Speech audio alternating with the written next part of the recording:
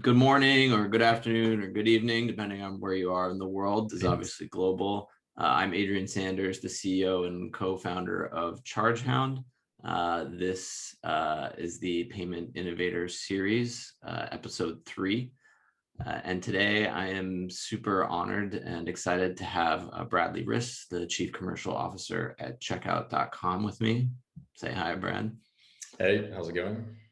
Today we're going to talk about the ins and outs of global expansion and payment ops. I think that's pretty timely and pertinent for a lot of you out there listening in. And certainly as we're seeing what's going on in the world today with the explosion of payment tech in general, global is definitely one of the hot topics.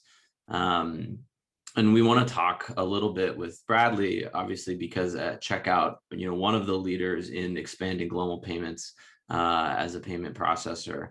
And Bradley in particular has insight and experience on international payment stack and how to provide transparency across the payment value chain, as well as expanding payment operations into countries like or the UK and globally into places like Europe and LATAM and EMEA in general.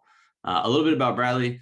He is the commercial leader with over a decade of experience in fintech and in SaaS and omnichannel payment as well.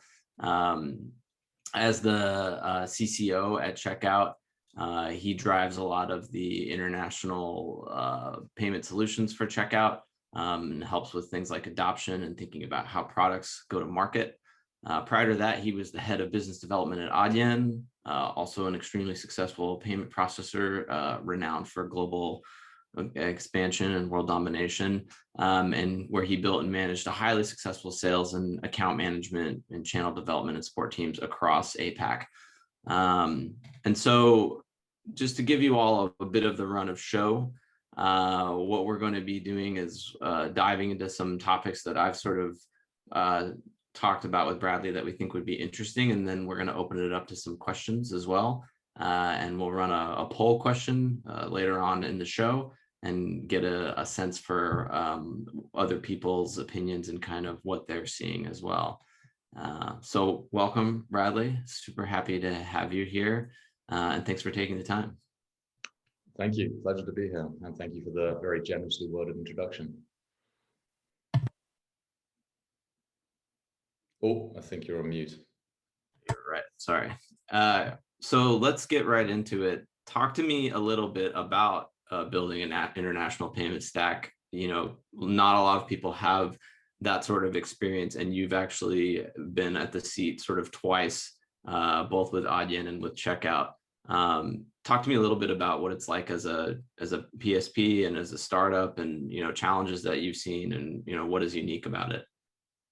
Sure, I'll try and keep it brief, although this is an endless topic in its own right.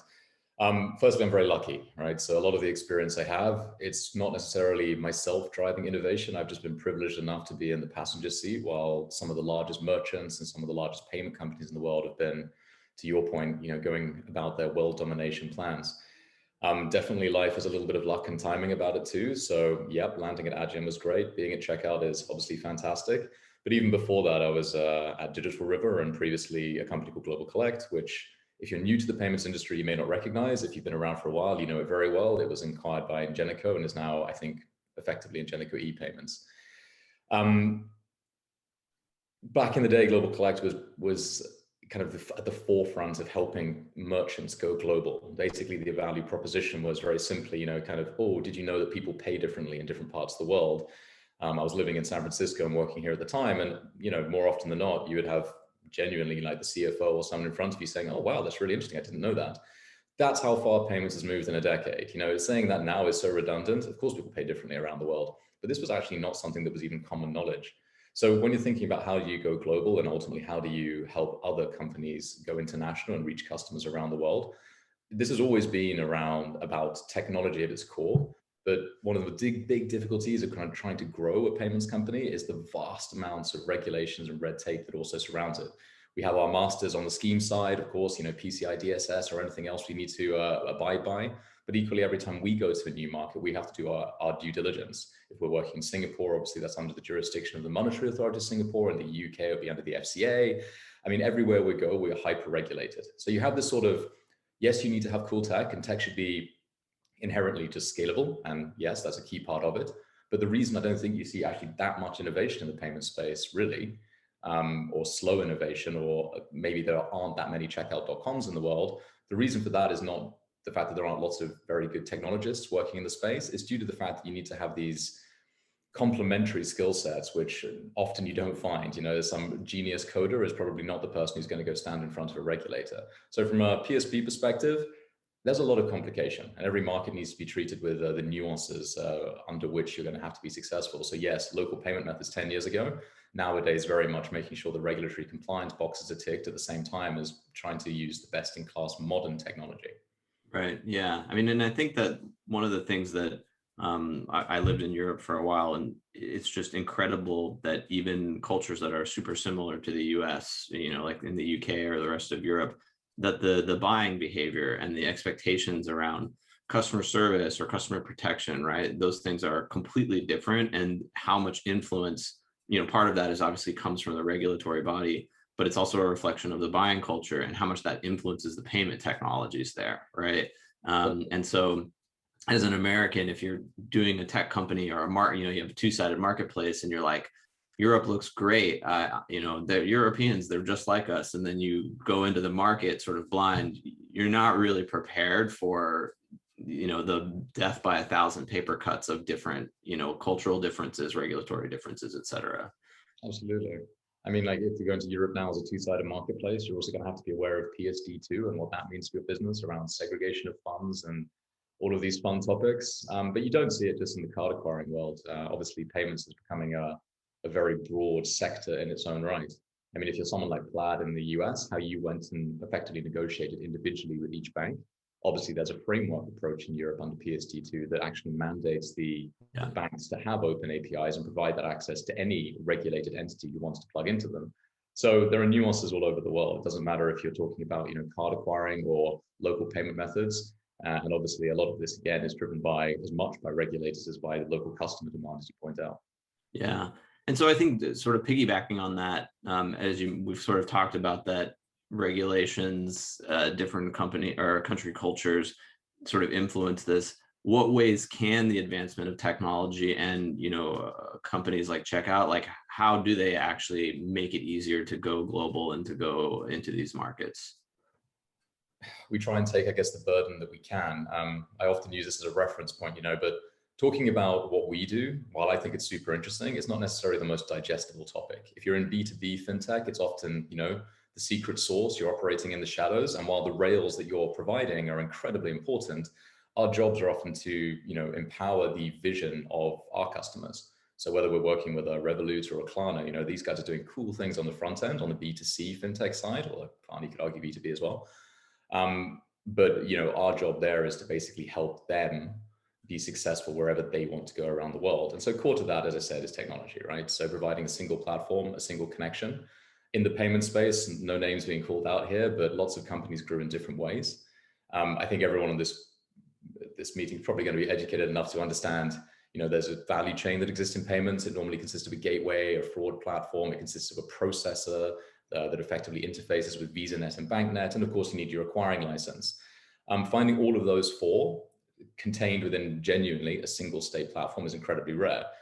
A lot of companies in the space grew by acquisition, and that doesn't necessarily mean that those platforms were seamlessly integrated at any point. So you find a lot of people running concurrent software instances. And obviously, if you're trying to expand with someone and you're told, hey, when you go to Brazil, your reporting is going to be totally different, that's obviously just another barrier to entry that company is going to have to overcome. So where we can, providing, I guess, parity of performance, systems, connectivity globally, while of course on the regulatory front, helping people navigate it either by leveraging our own licenses or providing just to be blunt, just kind of consultation and know-how as to how they can go about and be compliant and operate in that jurisdiction. Yeah, so it's kind of all of the quote unquote boring stuff of getting up and running. If you actually, you know, dive deep on it, it is really interesting. Not to my family when I go home, but nothing puts my son down faster than talking about chargebacks. But you know, but it is this, I think, this idea that it is endlessly fascinating once you dive into it and sort of have, you know, insight and knowledge, and then you can actually help abstract it in a way that's useful for a merchant or for a partner, and say, like, I know what you're trying to do. I'm going to help you navigate these pieces that, if I were you, would not make any sense, and, candidly probably don't actually make sense, but I can help you understand sort of all these icebergs.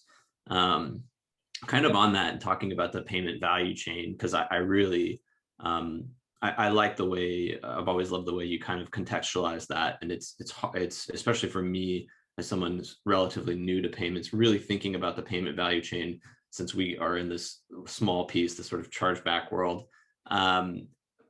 I love the idea and the perspective here that, hey, everyone that's trying to sell you something is telling you, oh, we know everything about payments, right? And we have a solution for that. You got risk, we got something for you. You want to go into EMEA, we got something for you. And that, lots of people on this call probably had very different experiences with that, depending on who you're working with. Tell me a little bit about that struggle as someone, selling that, how you create transparency in the payment ops, so that they really do understand what is going on sort of behind the curtain, so to speak. Yeah, I mean, firstly, I'll do a call out for your company. I mean, you guys have done a fantastic job on the automation side of things. And I think that kind of addresses the previous point is, when you're going internationally, you don't have to do it all yourself. Chargebacks are an absolute pain. No one wants to deal with them. So, I mean, again, a lot of it is about what do you outsource, what do you insource? And I think there's a maturity that most merchants will go through. And I think if you're looking at the top end of the spectrum, it actually kind of addresses the second question you just asked there. How do the world's largest merchants acid test really the providers that they want to use? Well, they do just that. They don't put all their eggs in one basket, and they A/B test rigorously. It's very rare. I mean, obviously from a redundancy perspective, you probably don't want to have just one provider or your eggs in one basket. But it's not really about that in payments. It's about optimization. Payments is not made equal. There's obviously complex messaging that's sent backwards and forwards. Every issuing bank has their own interpretation of the Visa and MasterCard specifications.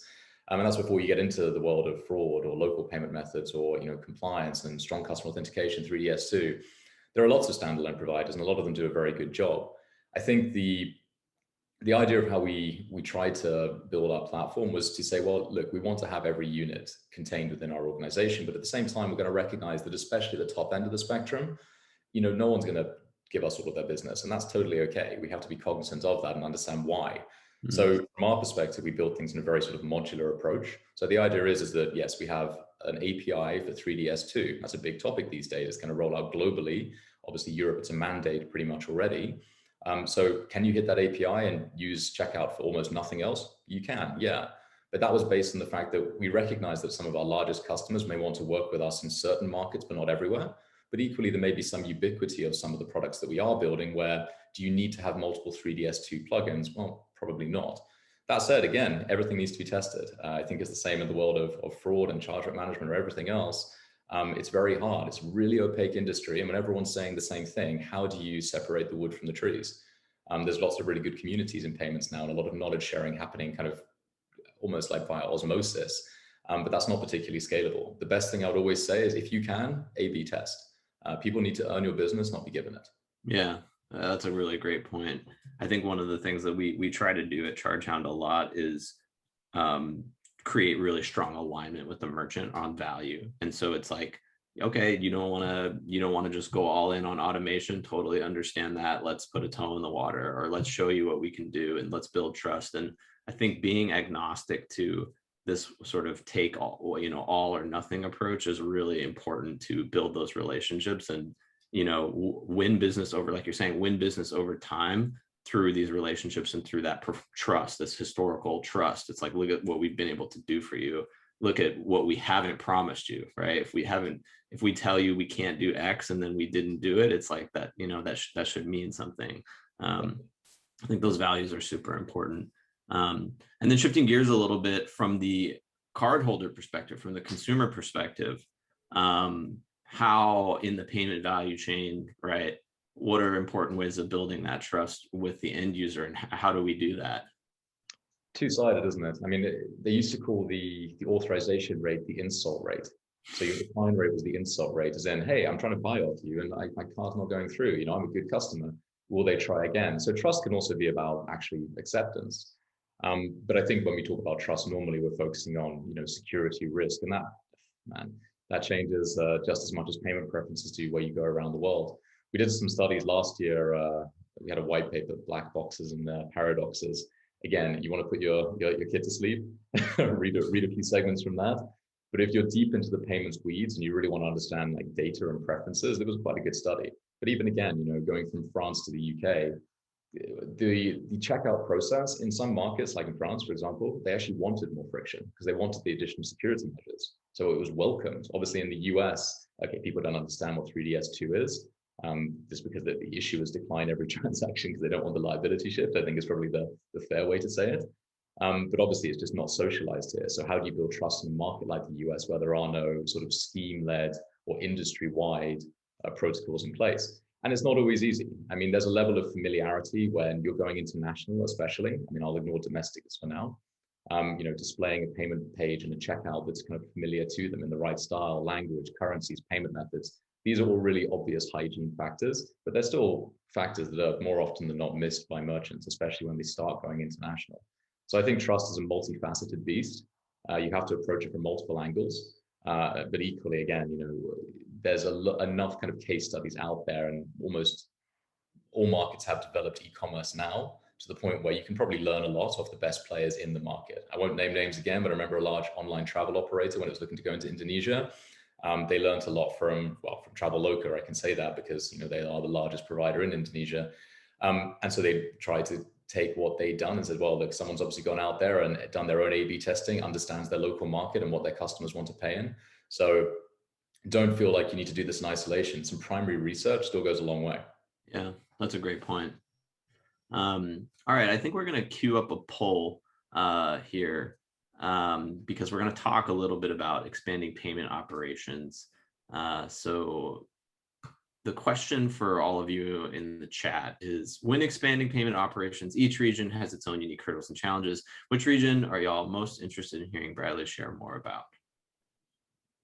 We're going to put you on the hot seat, Bradley. I'm pretty confident on these ones. Let's see. I say that now, of course, but this will be fascinating to see what people vote. Can I vote? Apparently not. Oh no, hosts and panelists can't vote. Yeah, you can't be swaying the vote here.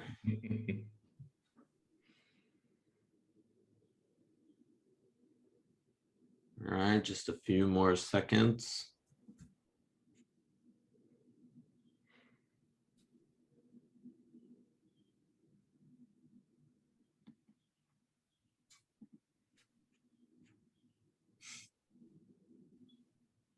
Okay, I think it's wrapping up.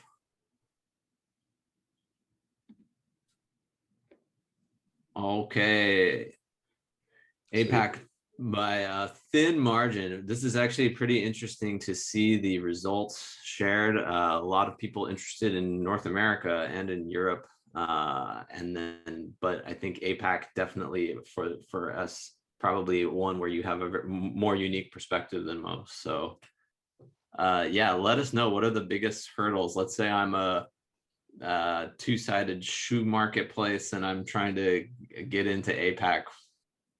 Help me out here. So you're basically StockX or someone, okay? Maybe, yeah. Man. So APAC is probably the most interesting payments market. I was lucky enough to be based in Singapore for 5 years, and as you referenced, I basically started off Adrian's operations there. I think we were 3 people sitting in a windowless office my first day. During that time, we went and built out almost everything, and obviously the customer base that Adrian had after that 5 years was pretty impressive. So a lot of our product development was very much done in tandem with the needs of local merchants. So it's definitely an area I feel I can talk about, but again, it's really hard to broad brush, and I think it's a real danger of doing so. Talking about Asia Pacific is to ignore the nuances that happen when you step, from one country to another. Probably more than most, that localization, kind of the obvious element of it. Like, I mean, there's different languages with different scripts, and just across Southeast Asia by itself. It depends on the market you're going into. Again, exactly how you need to set up your operations. It's no surprise that a lot of international merchants going to Asia Pacific choose Hong Kong and Singapore. That has very little to do with payments, but there are equally pressing concerns like tax optimization, ease of doing business, regulatory requirements. Someone like the Monetary Authority of Singapore is an awesome regulator. So if you said to them, or you tried to set up a two-sided marketplace focused on domestic Singaporean transactions, it would actually be kind of easy. It's a very sort of online digital market already. People invariably are going to use cards for purchases. You may find a few more Union Pay cards. You'll find some local eNets cards, but the online experience is so horrible that you probably won't use them. So then, you're not dealing with it. You're not going to be struggling to set up an operation that would probably be comparable to what you would have in the UK or US. Again, English language and Chinese language. So you can kind of choose your poison on that one too. Going to Indonesia would be completely different. Yeah, over 200 million people, super appealing in terms of the demographics, really fast growth, a lot of Gen Z, increasing disposable income, increasing mobile adoption. But there you've got to remember that you have, 30%, I think, of the population are banked, maybe a bit more. Card penetration is probably under 5% when you're talking about credit cards still. So obviously, yes, you're going to need to offer local payment methods. Now, if you're a digital marketplace and most of your local payment methods are asynchronous, by that I mean that two of the most common payment methods in Indonesia for online purchases are going to be convenience store related. So basically it's like a boleto in Brazil, if people are familiar with that, or a konbini in Japan, where you're basically getting a reference code or a barcode or a number, and you're taking that down to your local convenience store, a Dan Dan or a Lawson or an Alpha Mart, which are the big brands there. And then you're completing your transaction with cash, maybe with a card, but probably with cash. The other way is going to your ATM at your local bank and doing it. So of course, if you're sneaker manufacturer or sneaker marketplace, you've got to have a good model there for things almost like an escrow, as in, how do you now manage the distribution of funds? When do you give authorization? How do you deal with the breakage? There's obviously tools like GrabPay and GoPay from Gojek and Grab, the e-wallets which grew up with those companies, which again allow for real time. So there's a lot of sort of emerging trends. But I think if you're looking at Indonesia, there's probably 20 local payment methods just in that market alone. So I'm going to kind of pause there because you can go down the rabbit hole. It's a rabbit warren when it comes down to Asia Pacific on every market, but they really, probably more than any other region I've worked in globally, and that includes Latin, that includes Africa, like you really, really have to understand the local preferences, and they're both going to be the same regulatory requirements as always, the same local customer preferences. But again, that's kind of colored with maybe more macro factors like just availability of 4G, or if you're a retailer like that sneaker marketplace, how do you ship to one of the hundreds of islands in Indonesia? So many, many more considerations, but always again through a local lens. Yeah, fascinating. That's a fantastic answer. I think that it is something where, again, with payments, sometimes when we are just heads down focused on how do I roll out this payment technology, it's like, yeah, we're not thinking all the way through the permutations of like fulfillment to like shipping to islands in Indonesia. I think is a perfect example of, even for me in the chargeback world, like that's going to have impacts. Fulfillment issues have impacts on chargebacks, right? And so I think that again, I think the takeaway that I sort of hear from you a bit is that countries are not just check boxes. Regions are not just check boxes for your global expansion. They really are. They're places where people live and transact and have cultures and all of these things that are tied to them. And so you can't just hope to pick up a product off the shelf that says it's going to help you go global and kind of close your eyes and the next day you're successfully transacting or whatever. Yeah, that's a really important point. And I think you guys do a really good job at this as well. But I mean, we're not peddling our wares, right? I mean, people may come to us and say, hey, we would like to use you for X, Y, and Z. But normally in this world, we're kind of going to our potential customer base and talking to them. The best way that we start these relationships is with real empathy. It's not about us trying to push our products. That doesn't really matter. It's about trying to facilitate the customer journeys that our customers are trying to bring global. I think that's a really kind of, again, it's a consistently accurate lens, and it really helps drive both our product innovation, but equally, obviously, how we're trying to service anyone, as in, what are you trying to do? How can we help? If we can't, then let's not try and, round hole, square peg kind of thing. But obviously, that would be good feedback for our development. And I think that's pretty consistent with how we've tried to build our platform over the last few years. Yeah, awesome. All right, I want to get into some of the audience questions that have been submitted because I think they're really fantastic.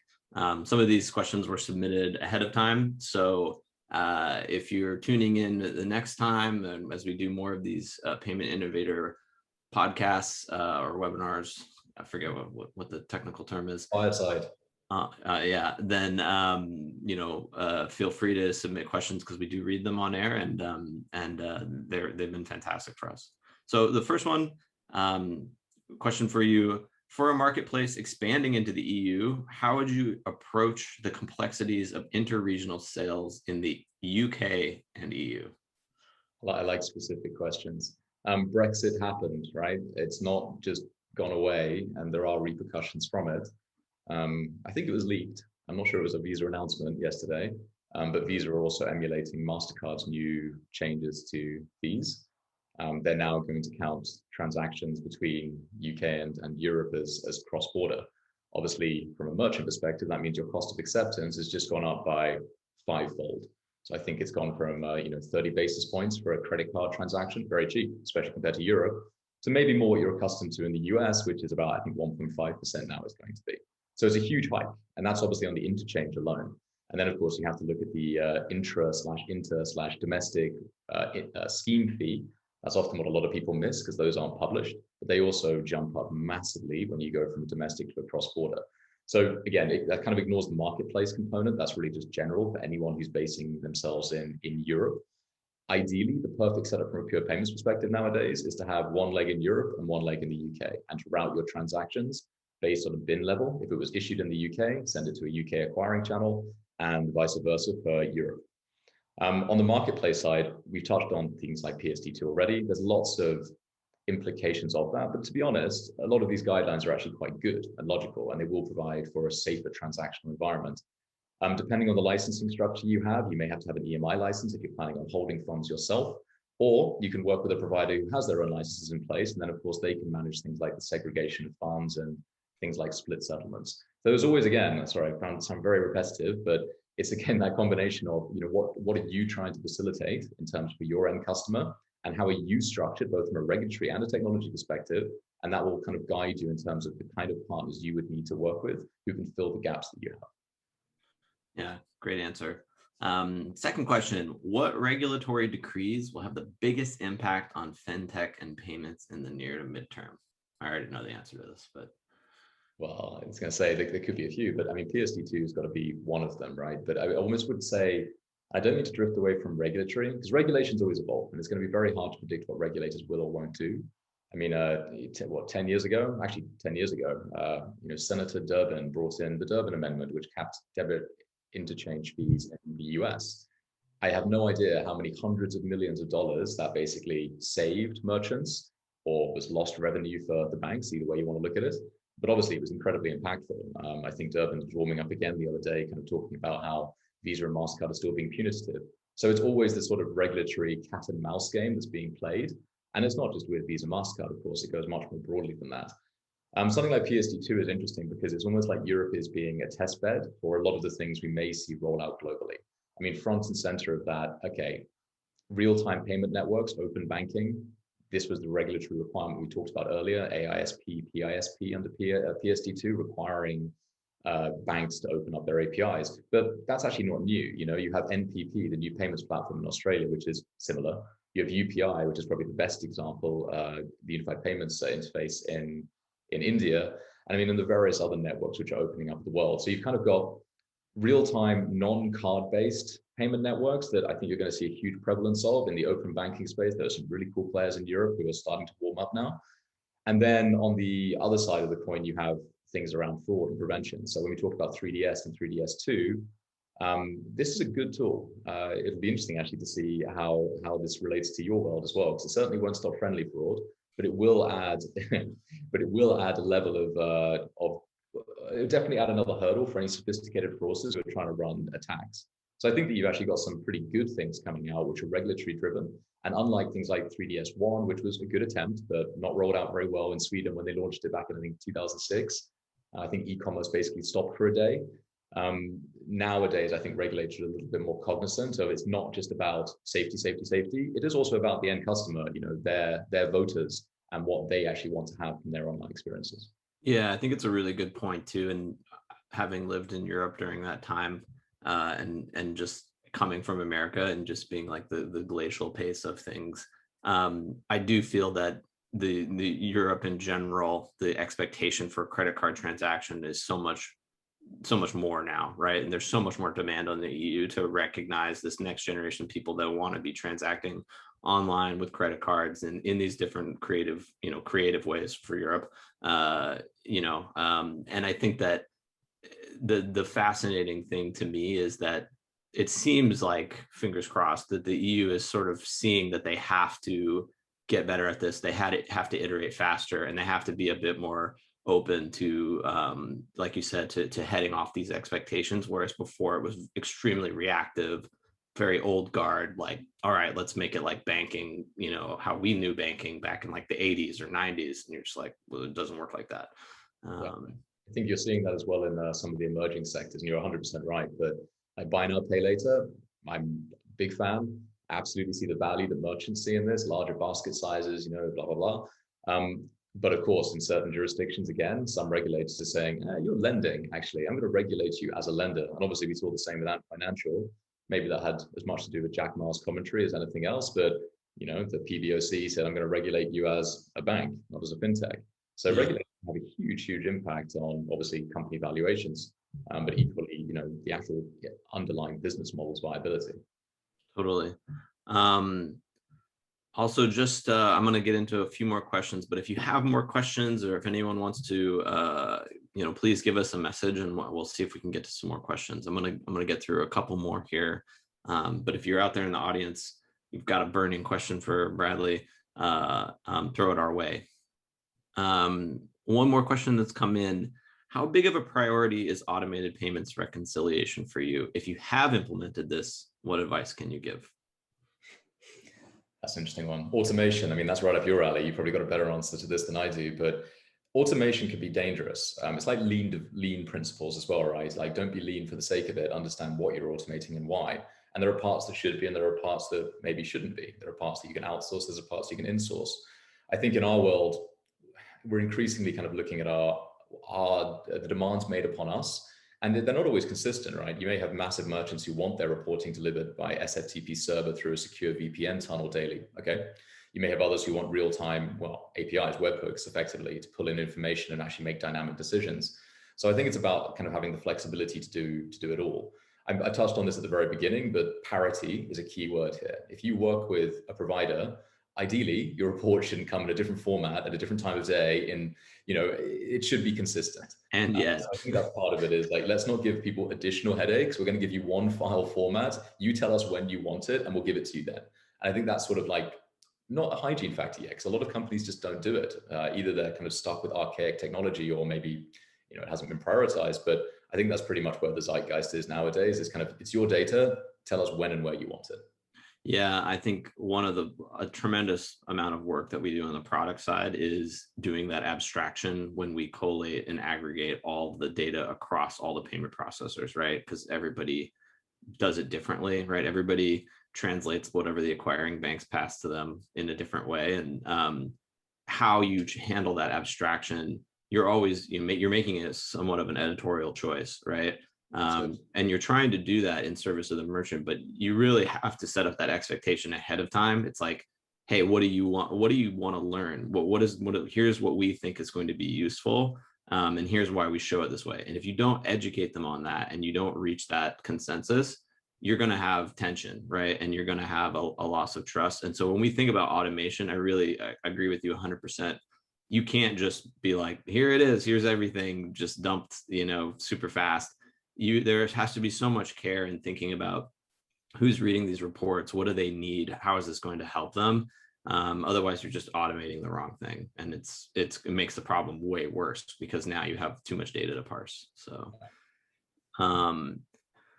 next question: what is your approach to adding risk and compliance controls when expanding payment capabilities to other countries? Well, I'm on the commercial side, so my approach is to try and dodge them at all possible. You have to, right? These are yes or yes moments. I was talking about this internally the other day, but in my mind, there are kind of like 4 drivers of development that we focus on. And one of the pillars is, unfortunately, regulatory and compliance. You can't ignore these. You literally cannot operate without the right licenses or without the right structure. And increasingly, yes, there's new legislation around how you can operate with payment facilitators or marketplaces. So if we want to serve the wide gamut of potential partners, customers who are out there, we obviously need to make sure that we're dotting those I's and crossing those T's first and foremost. So I have the utmost respect for the necessity of it. It doesn't mean it's easy or it's fun or it's sexy. But again, it's always done through a local lens as well. If you're talking about the US, do you have the same license requirements here as in Europe? No, they're totally different processes. You need state by state licenses for some areas, things too. So it's always going to be complexity, but it's yes or yes for us. We don't have a choice of ignoring it. We have to make sure we maintain that, just because it's what keeps, our ability to even get in the car, let alone drive it. Yeah, I think this is a point that a lot of, people don't necessarily like, obviously understand it at a high level, but I think when you're in it, you see it really is, because it's like, you look at payment processors, you're like, oh, I could make a company that, accepts credit cards, or, helps put some JavaScript here or there and does this. And it's like the table stakes of just being able to open your door and say, we can do this, is actually where so much of the heavy lifting is. And it is table stakes for payment processors and, these large payment platforms. But even to get there, it is navigating all this risk and compliance stuff that, like, yeah, the state by compliance stuff for in the United States is absurd, right? Like, if you think about it. But here we are. And so if you even want to get in the door, you really have to play that game. It's a fantastic point.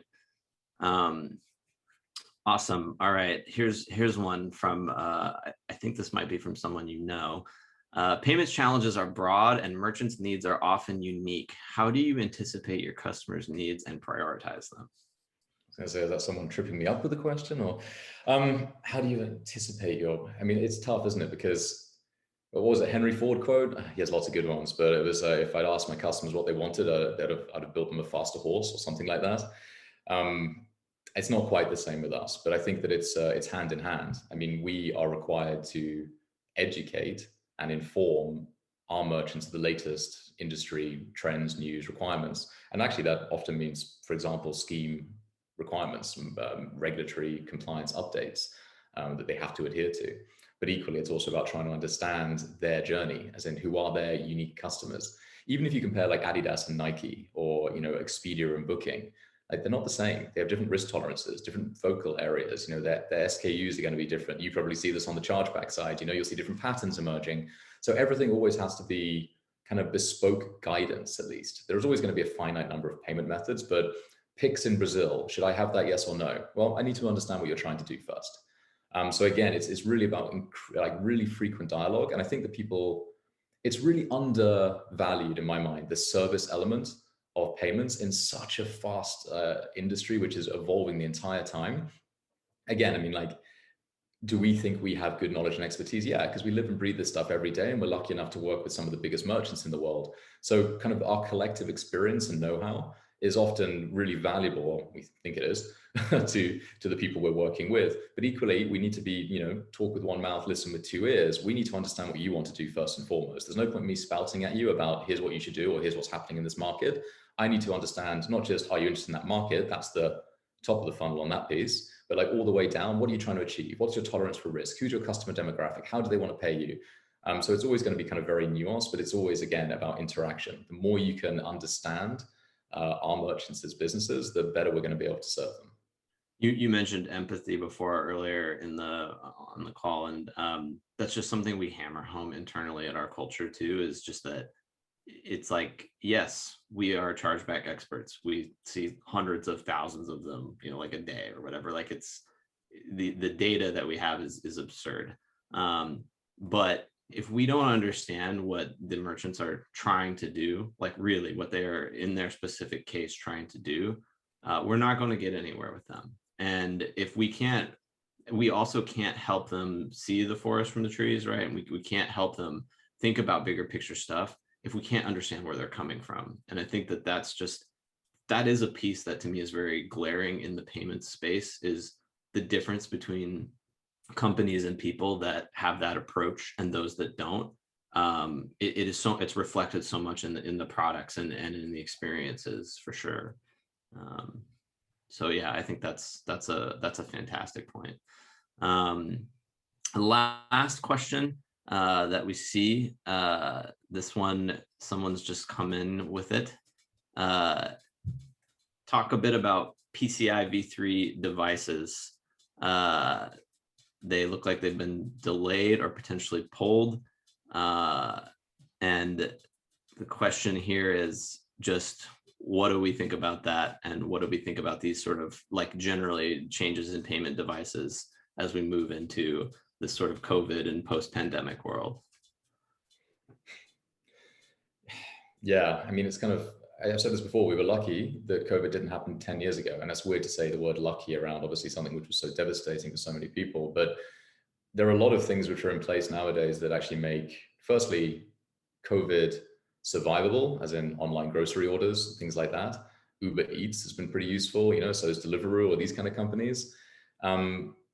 But equally, as people start to return, what will be the long changes when I think people say, you can't get the toothpaste back in the tube once, your grandma has made her first online transaction, she's now comfortable with it and understands how to do it. But equally, will we stop sanitizing our hands? Will we still stand right next to people? Will we want to stick our card into a machine and then take a pencil that's been sitting there all day, touched by everyone, and sign a piece of paper? I mean, that's archaic, antiquated. So I think with, obviously EMVCo has been around for a while and trying to push this initiative, but contactless is at very different stages in different parts of the world.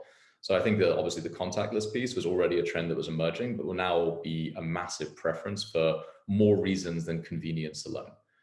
We're seeing obviously in Europe, the transaction limits increased as well. So we're going to just see increasing adoption. But again, there's always needs to be colored with where you're talking about. Like the market is a really broken record on this point, aren't I? But the market makes all the difference. And then of course you need to look through multiple lenses at that: product, business model, regulatory, etc.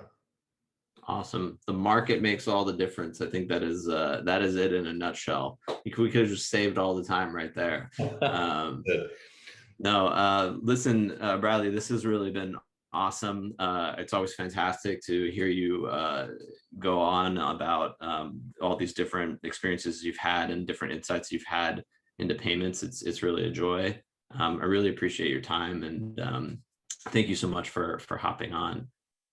Yeah, thank you for hosting these. They've been really good so far, and I know you've got some big hitters coming up on future editions. So I'll be next one coming up will be Reid Hoffman on April 7th at 9 a.m. Reid obviously knows a little bit about payments, and it should be a real treat. Hopefully, I'll build the bar substantially enough that he will now just be able to swoop in and glide over. No, he's got big shoes to fill. So. Yeah, so all of you, thank you for joining on this third episode of Chargehound's Payment Innovators series. And tune in April 7th at 9 a.m. Pacific when I chat with Reid about all things payments and maybe some crypto questions. So awesome. All right, take care, Bradley. Thank you.